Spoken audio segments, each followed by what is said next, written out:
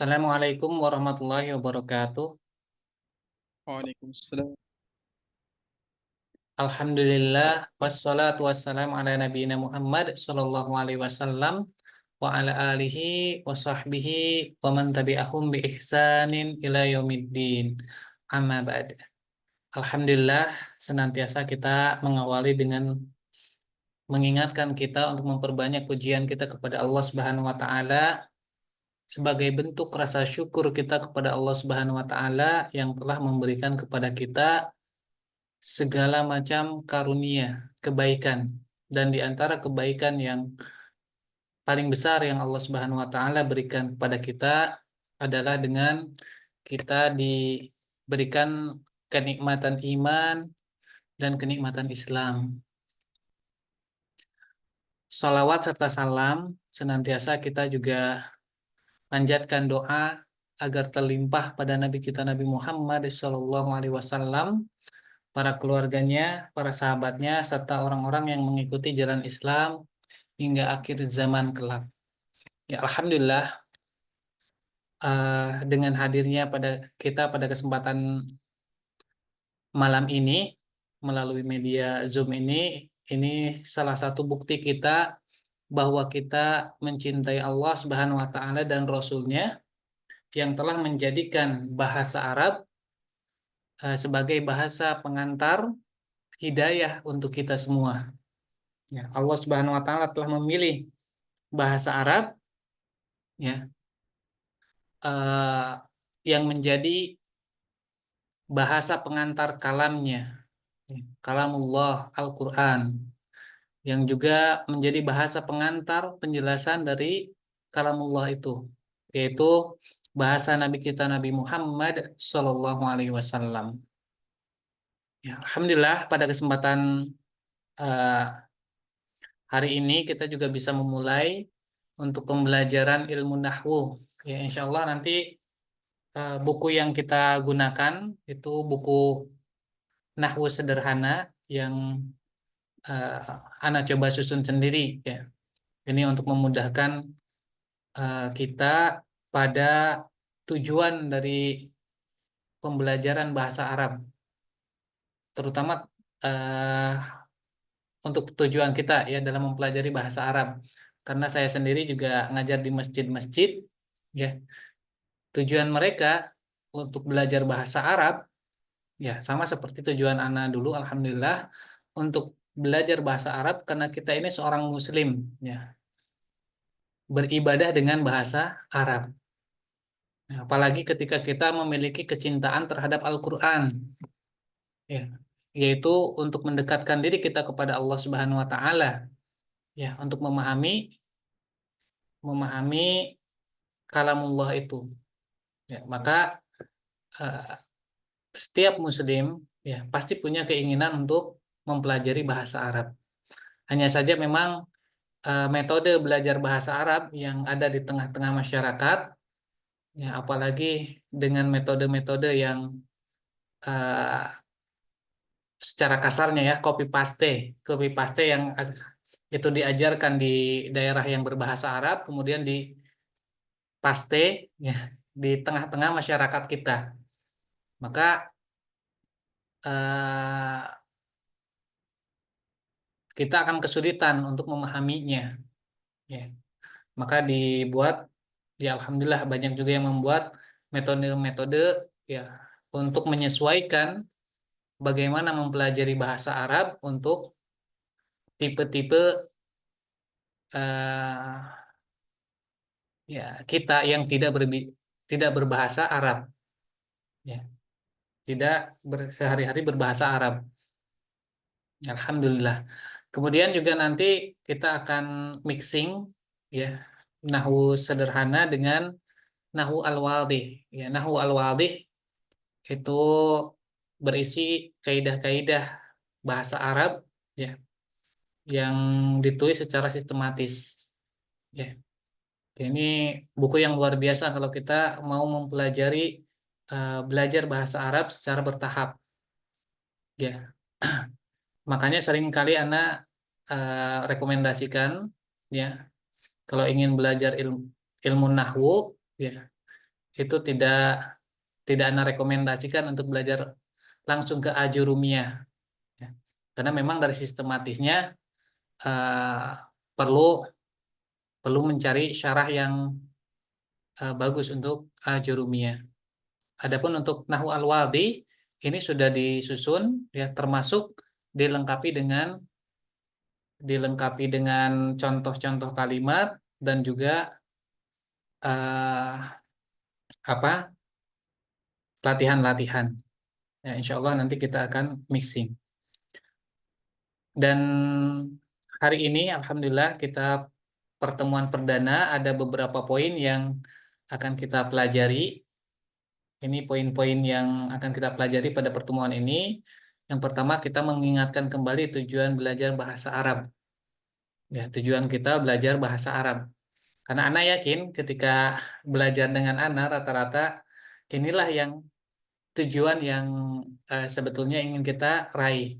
Ya, terkadang kita atau pembelajar semangat belajar bahasa Arab, tapi sebetulnya tujuannya hanya mencapai istilahnya kulit luarnya saja dari tujuan asli belajar bahasa Arab, malah terfokus di situ. Ya, ya, kemudian nanti ada ilmu bahasa Arab, kemudian identifikasi kata, ini keterampilan yang awal, ya, dalam memahami bahasa Arab.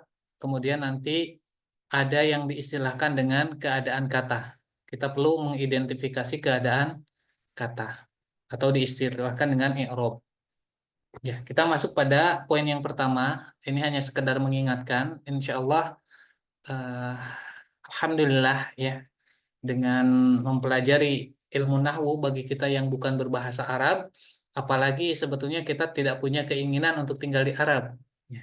Tapi hanya semata-mata karena kecintaan kita kepada Allah Subhanahu wa taala, Rasulullah Shallallahu alaihi wasallam, dan juga kepada agama kita. Kita menginginkan kita lebih menikmati keimanan dan menikmati keislaman. Maka diingatkan pada kesempatan ini, nah, supaya tadi tidak terjebak pada tujuan-tujuan yang bukan pada titik sasaran inti dari kita mempelajari bahasa Arab. Ya, maka anak klasifikasikan di sini, ya, ada tujuan belajar bahasa Arab, ya, ini masih tujuan keuntungan dunia, yaitu ketika kita paham kaidah bahasa Arab, bisa bercakap-cakap bahasa Arab, bisa membaca tulisan bahasa Arab, atau bahkan bisa nonton film berbahasa Arab, ya itu hanya tujuan keuntungan dunia, karena itu keterampilan yang sifatnya wasilah, ya, sarana, mau digunakan untuk apa saja, yaitu hanya sekedar sarana.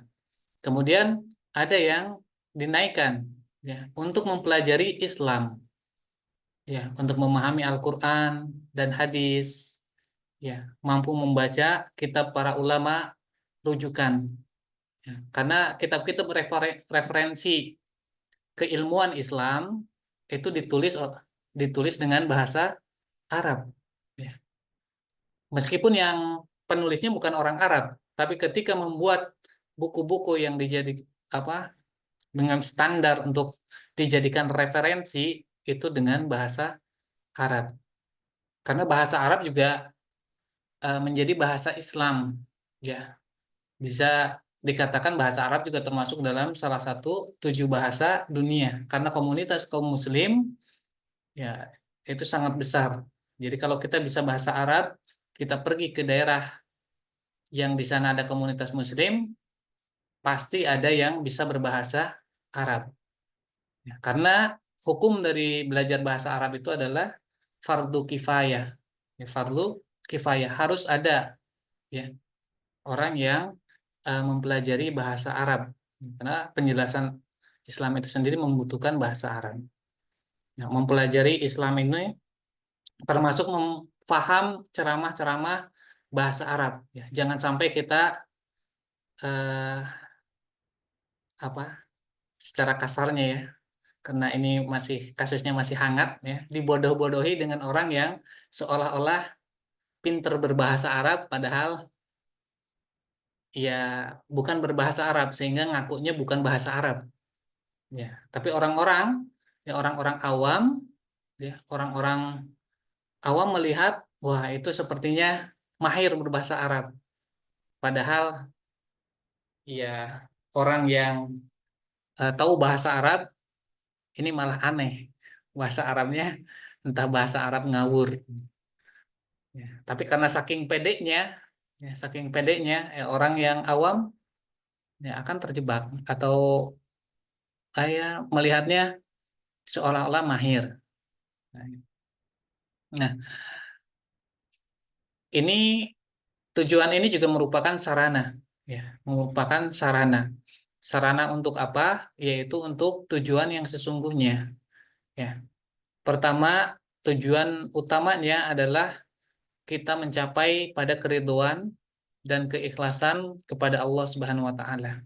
Ya, kita ridho kepada Allah Subhanahu Wa Taala, kita ikhlas untuk Allah Subhanahu Wa Taala, maka Allah Subhanahu Wa Taala pun meridhoi kita dan menjadikan kita sebagai orang yang mukhlis.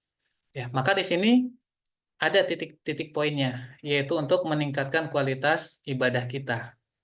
Jadi kalau kita belajar bahasa Arab, ya sama seperti belajar tahsin, ya, belajar kaidah-kaidahnya, tapi tidak bisa menikmati ketika membaca Al-Quran, berarti ada yang salah dalam pola belajarnya. Begitu pula ketika kita belajar bahasa Arab, yang merupakan bahasa ibadah kita, ketika kita belajar bahasa Arab, tapi kita tidak merasakan peningkatan dalam kualitas ibadah kita, berarti ada yang kurang, ada yang tidak tepat. Ya, maka kalau kualitas ibadahnya meningkat, rasa nikmatnya pun harusnya meningkat. Ya, harusnya meningkat. Kemudian juga untuk mendakwahkan Islam. Ya, meskipun mendakwahkan Islam ya pada tingkat-tingkat tertentu, ya yang penting adalah kita benar-benar yakin kalau itu adalah ajaran Islam, maka kita sampaikan. Ya, tapi untuk lebih mendalami lagi supaya kita lebih yakin lagi, ya maka perlu kita menelusuri referensi tadi yang referensi utama yang itu berbahasa Arab. Maka tidak lepas ya seorang dai atau yang ikut berdakwah di dalam Islam ini perlu mengupgrade diri ya untuk mempelajari bahasa Arab. Ya kalau kata kasarnya di kampung itu orang yang belum belum bisa belum bisa baca kitab kuning tidak cocok jadi ustadz katanya. Ya meskipun itu hanya anekdot ya. Ya, karena eh, dai atau eh, dakwah adalah tugas, kewajiban atau hak bagi setiap muslim. Siapa saja yang mengenal ilmu Islam maka berhak untuk menyampaikan, bahkan bisa menjadi kewajiban pada tingkat tertentu. Ya, kita masuk pada ilmu dasar bahasa Arab.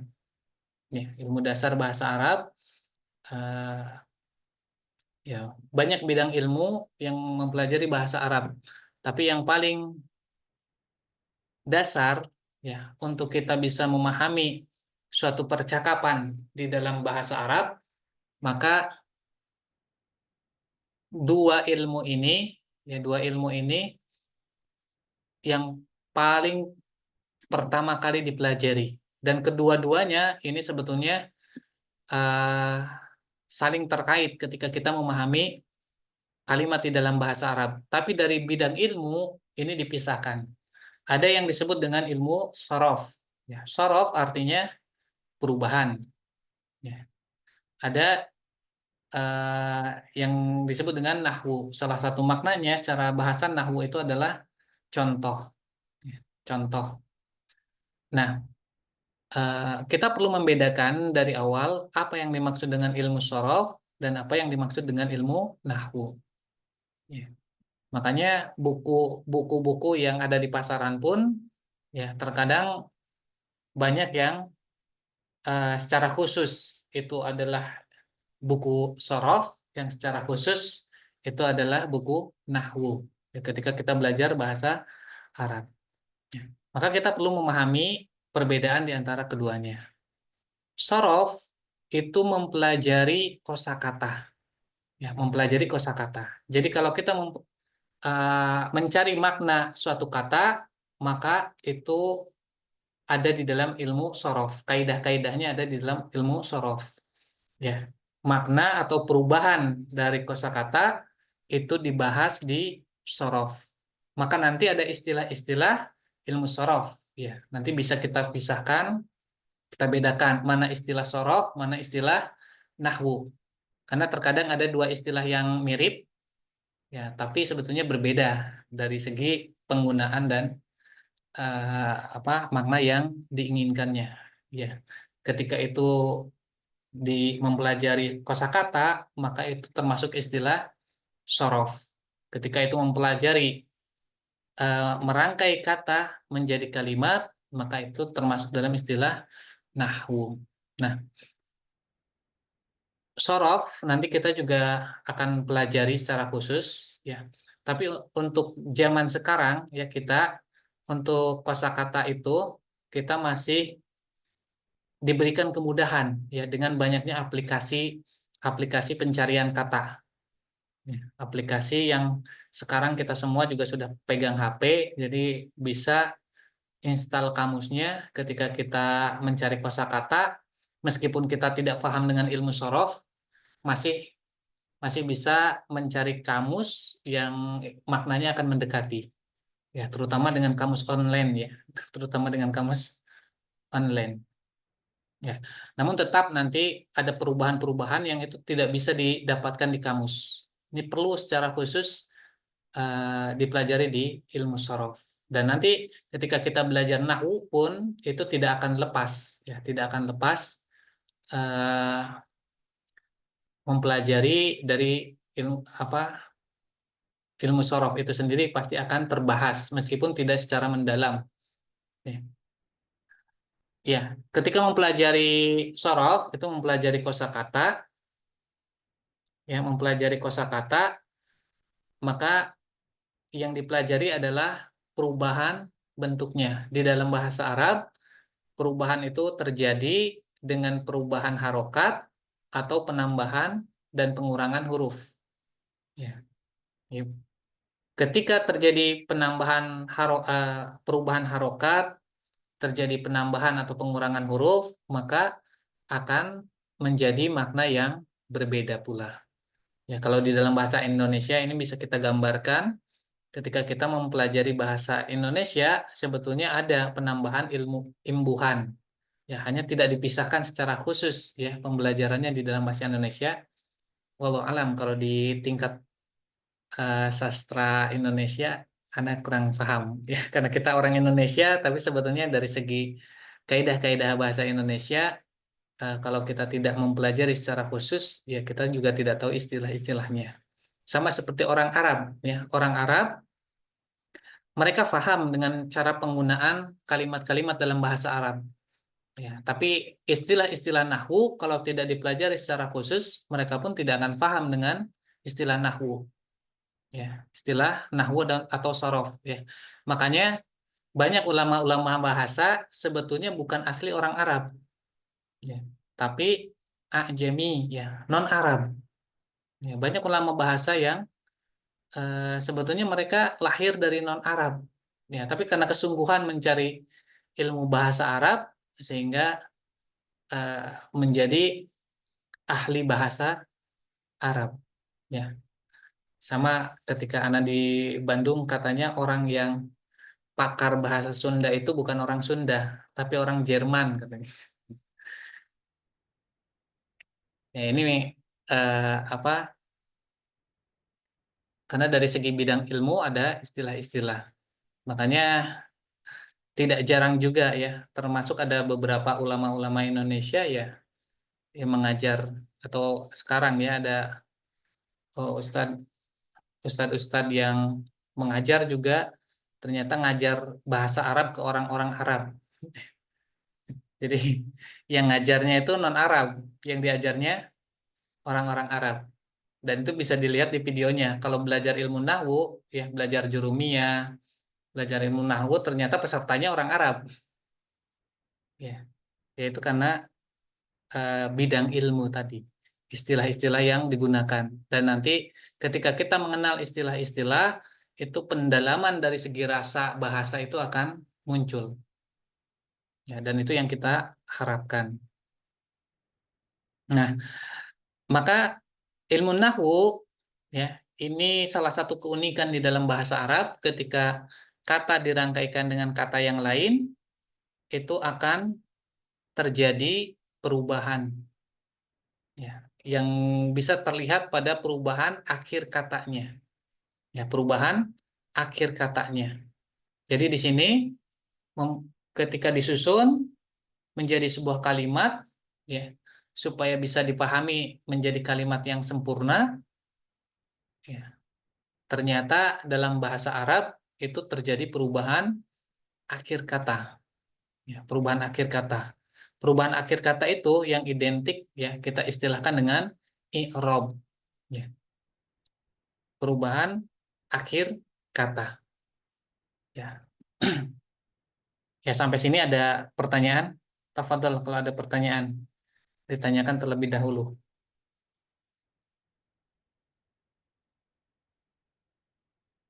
Ya, kayaknya nanti tidak sempat latihan-latihan ya. Mungkin kalau ada yang mau ditanyakan, boleh langsung ditanyakan supaya memang materi yang kita bahas ini bisa difahami. Ya, jadi untuk bedanya ilmu sorof dan ilmu nahwu, kita sudah punya gambaran ya. Ada pertanyaan? Gimana? Ah, Hamdan atau Halid, Ustaz Dika? واضح يا أستاذ إن شاء الله. Nah, insya Allah. Ya, terutama bagi yang baru belajar ya, karena mungkin Aham dan Halid ya sempat belajar apa ikut kelas pra pra pemula ini juga kita bahas di awal karena ini memang dasarnya supaya kita ada fokus pembelajarannya ke arah mana.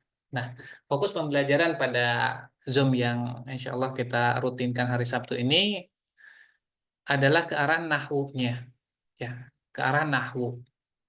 Jadi nanti kita bisa memahami ya, memahami kalimat ya berdasarkan kaidah-kaidah ilmu nahwu. Karena untuk kita bisa memahami suatu kalimat tanpa kita mengenal ilmu nahwu ya di dalam bahasa Arab itu akan sulit ya. Tidak bisa kita memahami secara tekstual kata per kata. Ya, secara tekstual kata per kata. Nanti setelah kita memahami ilmu sorof, ilmu nahwu ya, kita juga belajar cara menerjemahkan. Nah, itu yang karena setiap bahasa itu memiliki karakter-karakter yang berbeda. Bahasa Arab memiliki karakternya tersendiri, bahasa Indonesia memiliki karakternya sendiri. Ya, maka ketika diterjemahkan itu sesuai dengan karakter yang dipahami di dalam bahasa Indonesia yang baik dan benar. Ya, kalau kita menerjemahkannya hanya tekstual, ya ini akan sulit. Ya, kita bisa coba ya. Sekarang sudah alhamdulillah ada Al-Qur'an per kata. Kalau kita baca Al-Qur'an per kata berdasarkan kata-kata yang di terjemahan per kata itu, ya, kalau kita baca secara langsung berurutan mungkin tidak paham. Bahkan artinya berbeda dengan terjemah Depag. Ya, terjemah Depag yang sudah eh, apa menerjemahkan per kalimat itu. Nah, itu pentingnya kita memahami nahwu untuk eh, memahami kalimat di dalam bahasa Arab. Ya, tadi kita fokus pada ilmu nahwu. Maka ketika kita melihat suatu kalimat, ya, yang pertama harus kita lakukan adalah kita bisa mengidentifikasi kata. Ya. Jadi ketika kata itu dirangkaikan di dalam kalimat, kita identifikasi terlebih dahulu, termasuk kelompok yang mana. Ya, hanya ada 3 kelompok. Ya, alhamdulillah, ya tidak banyak, hanya ada 3 kelompok. Ya, kita bisa sederhanakan dalam bahasa Indonesia, itu kelompok yang pertama disebut kata benda. Ya, diistilahkan dalam bahasa Arab isim. Kelompok yang kedua disebut kata kerja. Diistilahkan fi'il. Ya.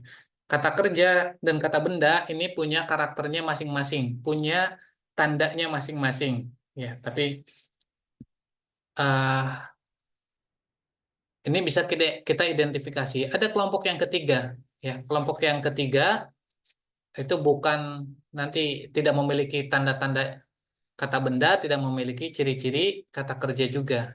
Itu dimasukkan ke dalam harf. Jadi ini istilah secara khusus dalam ilmu nahwu, harf atau secara lengkapnya huruf yang bermakna. Ya, harf huruf yang bermakna.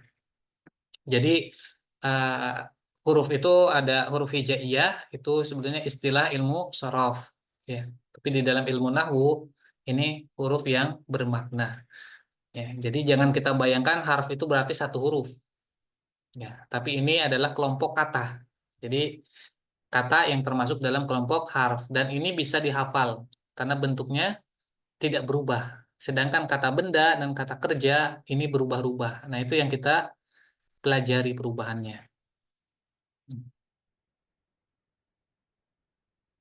Ya, insya Allah ini sudah bisa ya. Minimal kalau yang baru belajar atau baru belajar ilmu nahwu, ini kita difahami terlebih dahulu. Ya, sebelum ke kaidah yang lain, hafalkan dulu. Ya, kata kerja, kata benda, harf atau isim, fiil, harf. Isim, kata benda, fiil, kata kerja, harf. Ya, selain keduanya. Jadi itu apa definisi sederhananya ya. Isim kata benda, fiil kata kerja, harf itu kata selain keduanya. Ya, insya Allah. Nanti kalau ada pertanyaan silahkan langsung ditanyakan. Ini kita lewat karena ini sebetulnya materi slide-nya slide untuk eh, apa? Slide untuk paham Al-Qur'an. Jadi ini ada materi lanjutan insya Allah setelah ilmu nahwu. Ini pengantar untuk i'rab Al-Qur'an.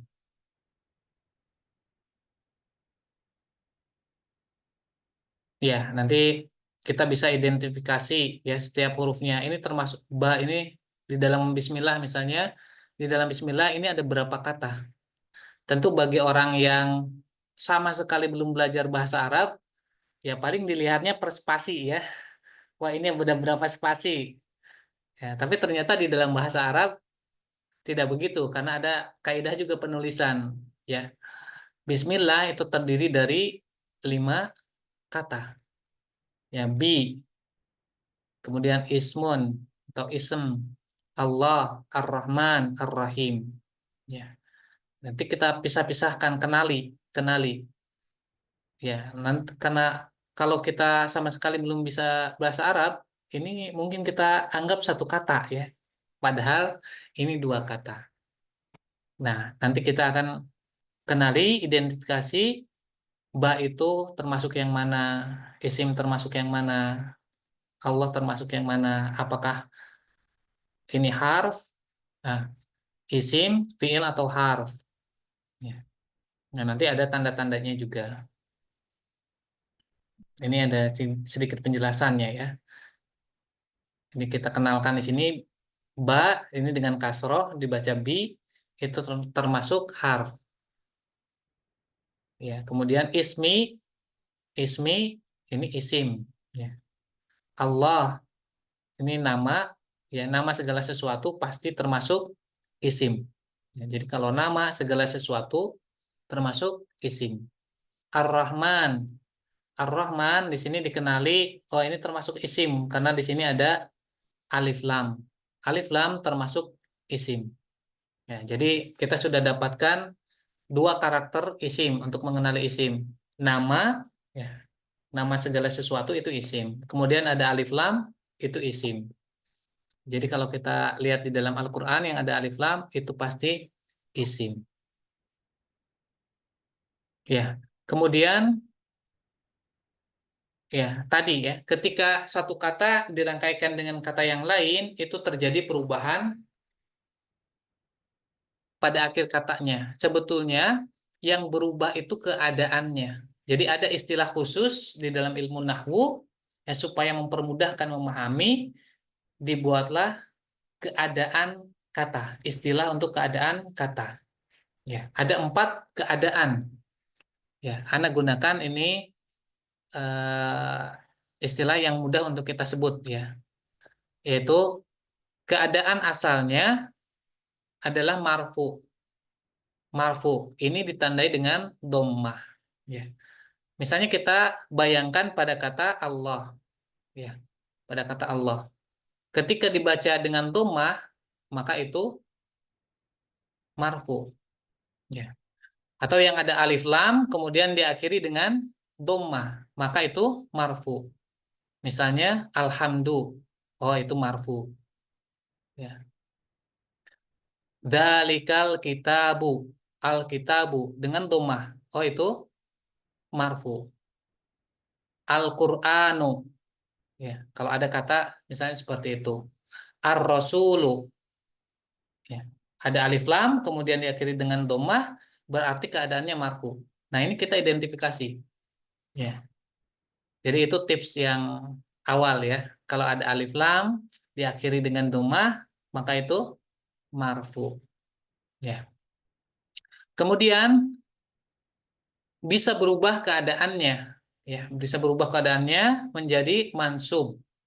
Mansub ini ditandai dengan fathah.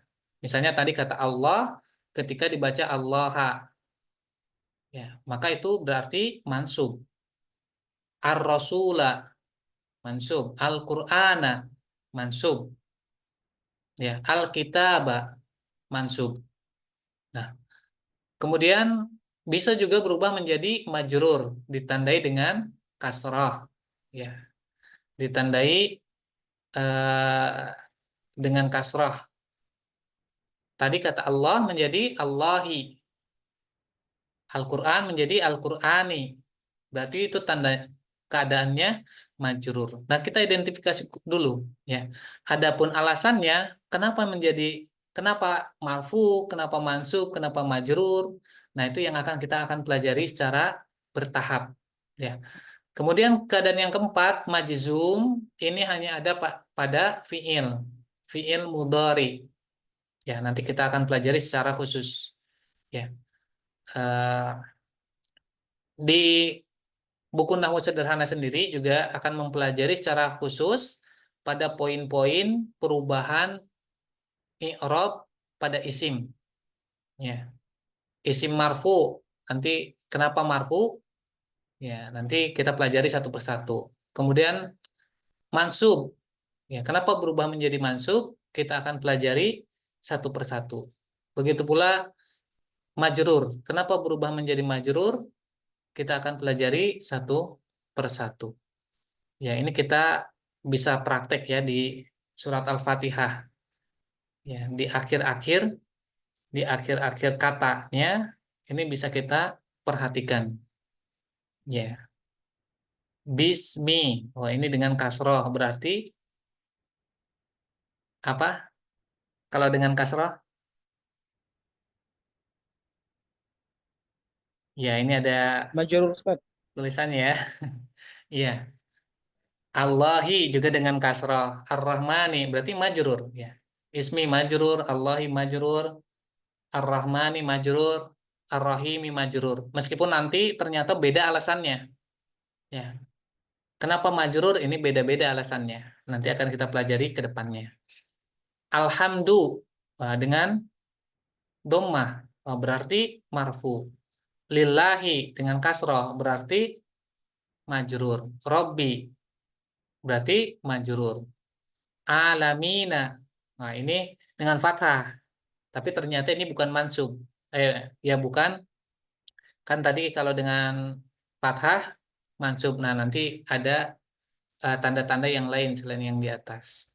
Ya, salah sedikit nggak apa-apa. Anggap itu nanti penyesuaiannya. Ya, jadi tadi sebetulnya untuk fathah itu ada pada mansub hanya untuk mufrad, ya, untuk mufrad, sedangkan yang ini bukan mufrad, ya. Nanti kita pelajari secara khusus lagi. Ya, bisa dilihat ya, Maliki Yaumi Ad-Dini. Ya, ini apa? Majrur semua, ya. Iya Kak. Nah, ini sebenarnya tidak berubah. Ini nanti bentuknya mabni. Ya, insya Allah. Sirata. Sirata dengan fathah, mustaqimah dengan fathah, berarti itu dengan mansub. Ya, insya Allah. Minimal ada gambaran ya. Nanti bisa praktek. Ya, Alhamdulillah. Sampai sini ada pertanyaan? Ya, sebetulnya ada latihan-latihannya, tapi mungkin tidak sempat di sini.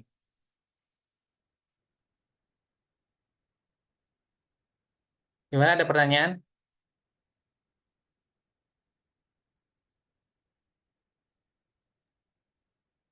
Tidak ada Ustaz.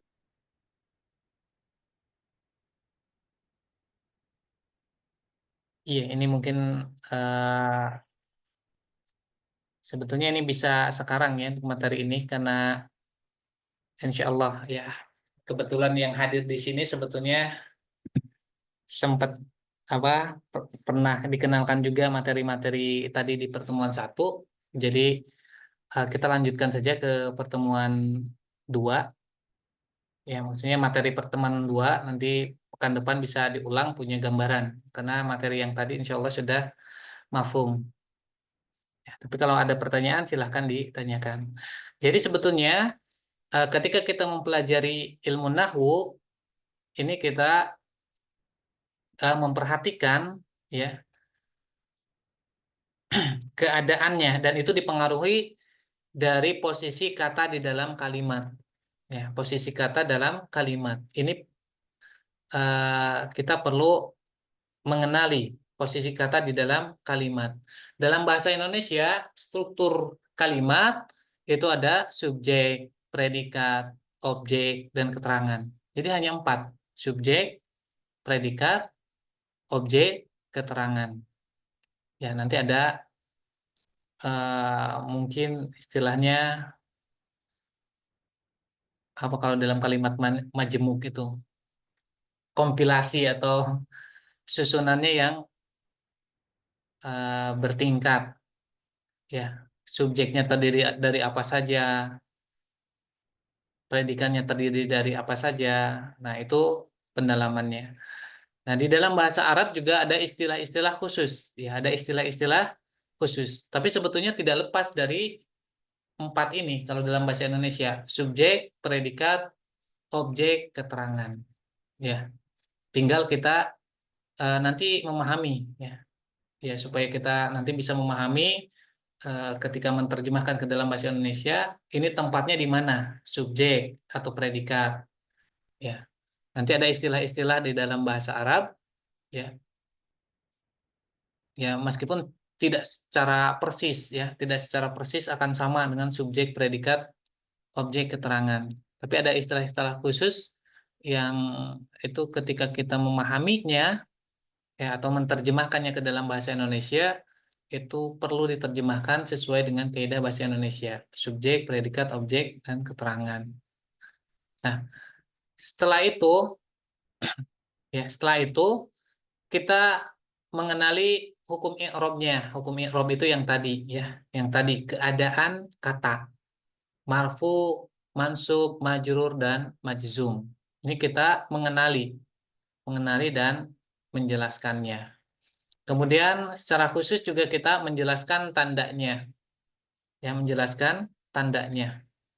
Misalnya tadi alhamdu, alhamdu, ya, kita katakan kita alhamdu ini hukumnya marfu, tandanya dengan dhammah, ya. Untuk posisi katanya, nah, ini kita akan pelajari berikutnya.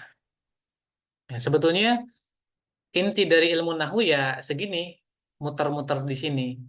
Cuma ya apa, variatifnya itu yang banyak. Jadi kalau kita memahami dasarnya dulu, ini akan mudah. Makanya di buku Pra-Pemula Al-Husna itu strukturnya sengaja dibuat struktur sederhana, atau struktur yang paling dasar. Ya, supaya kita yang paling dasarnya juga kuat terlebih dahulu. Karena bahasa itu adalah keterampilan, yang namanya keterampilan itu butuh latihan. Ya, nyatanya memang meskipun kita tahu kaidahnya, tapi kalau tidak terampil, maka akan kesulitan. Ya, tapi kalau uh, sering dilatih, ya, sering dilatih, uh, meskipun ketika membacanya misalnya salah, kemudian bisa menyadarinya, nah itu berarti sudah mulai sinkron ya antara hafal teori teori faham ilmunya dengan pengucapannya. Makanya belajar bahasa itu tidak ada yang praktis, maksudnya tidak ada yang instan ya. Satu hari bisa baca kitab gundul atau 30 hari mahir bahasa Arab. Ya, mungkin beda standar ya. Bisa dan mahirnya itu seperti apa. Tapi intinya kita tidak ada yang instan. Nah, salah satu keuntungannya ya kita belajar bahasa Arab ya, kita niatkan tadi untuk memperbaiki kualitas ibadah kita ya, untuk memahami Al-Qur'an, maka setiap langkah kita belajar itu menjadi bernilai pahala. Ini salah satu keuntungan yang kita tidak dapatkan dari belajar bahasa lain ya, belajar bahasa lain yang fokus apa ya, keuntungannya keuntungan dunia, tapi bahasa Arab bukan hanya keuntungan dunia, tapi kita dapatkan keuntungan akhirat tadi. Dan itu termasuk di dalam hadis khairukum man ta'allamal Qur'an wa 'allamahu ya. Sebaik-baik kalian adalah orang yang belajar yang belajar Islam, belajar Al-Qur'an dan mengajarkannya. Nah, bahasa Arab termasuk bahasa Al-Qur'an. Ketika kita niatkan mempelajari bahasa Arab untuk memahami Al-Qur'an, maka termasuk eh, mempelajari Al-Qur'an. Ya, karena ini bagian bahkan alat yang paling dasar untuk kita memahami Al-Qur'an. Jadi termasuk dalam ilmu-ilmu Al-Qur'an. Ya, kemudian kita tadi dikenalkan ya, dalam ilmu nahwu kita mempelajari menyusun kata dengan kata lain untuk mendapatkan jumlah mufidah atau kalimat sempurna. Ya, kalimat sempurna. Yang insya Allah ini kita akan uh, perdalam di pekan depan. Ya, secara umum kita juga sudah mengenal, ya, sudah mengetahui kalau kata atau dalam bahasa Arab itu kalimah, yaitu terbentuk dari huruf. Huruf membentuk kata, kemudian kata disusun menjadi kalimat, kalimat. Ya, tapi yang dipelajari di dalam ilmu nahwu adalah sampai dia mendapatkan kalimat yang sempurna. Ya. Untuk mendapatkan kalimat sempurna, ya itu sama seperti bahasa Indonesia, minimal ada subjek dan predikatnya, atau minimal difahami subjek dan predikatnya. Ya, meskipun misalnya tidak disebutkan di dalam kalimat, ya, tapi ketika sama-sama difahami oleh pendengar, ya, orang yang berbicara dan mendengar, berarti ada subjek dan ada predikatnya difahami, itu sudah masuk pada dalam kalimat sempurna. Ya, makanya di dalam bahasa Arab, di dalam jurumiyah juga disebutkan ya, syarat dari kalimat mufidah, ya, kalimat yang sempurna atau yang disebut juga kalam, yaitu al-lafzu harus dilisankan. Jadi kalau tulisan gundul itu belum memenuhi syarat jumlah mufidah ya dari segi ilmu nahwu, karena nanti satu rangkaian kata bisa dibaca dengan berbagai macam cara yang artinya akan berbeda ya. Kemudian al-murakkabu, tersusun minimal dari dua kata atau lebih. Ya, kemudian ada catatannya, baik nampak maupun tidak nampak. Ya, misalnya orang yang bertanya, kamu dari mana? Kita hanya jawab rumah. Ya. Tapi orang yang mendengar itu tahu bahwa yang dimaksud adalah saya datang dari rumah. Ya, meskipun hanya sekedar menjawab rumah. Nah, maka yang tidak nampak itu tapi difahami, maka itu sudah termasuk, ya. Murakkabu tersusun dari dua kata. Jadi kalau hanya sekedar mengatakan rumah, ya, tanpa difahami maksudnya, hanya menyebutkan benda saja, itu bukan kalimat sempurna. Itu hanya kosakata saja. Mufid, ya, dipahami secara sempurna di dalam bahasa Arab. Ya, makanya di penjelasan bil wad'i, ya, disebutkan itu diucapkan dengan sengaja dan dalam bahasa Arab. Makanya ilmu nahwu ini hanya khusus untuk bahasa Arab, tidak bisa diaplikasikan dalam bahasa Indonesia. Ya, tidak bisa diaplikasikan di dalam bahasa Indonesia. Ya, alhamdulillah untuk kesempatan hari ini mungkin kita cukupkan, ya, sampai eh, poin ini. Mempelajari ilmu nahwu berarti kita mempelajari bagaimana menyusun kata menjadi kalimat yang sempurna. Insya Allah kita akan lanjutkan pada pertemuan berikutnya hari Sabtu.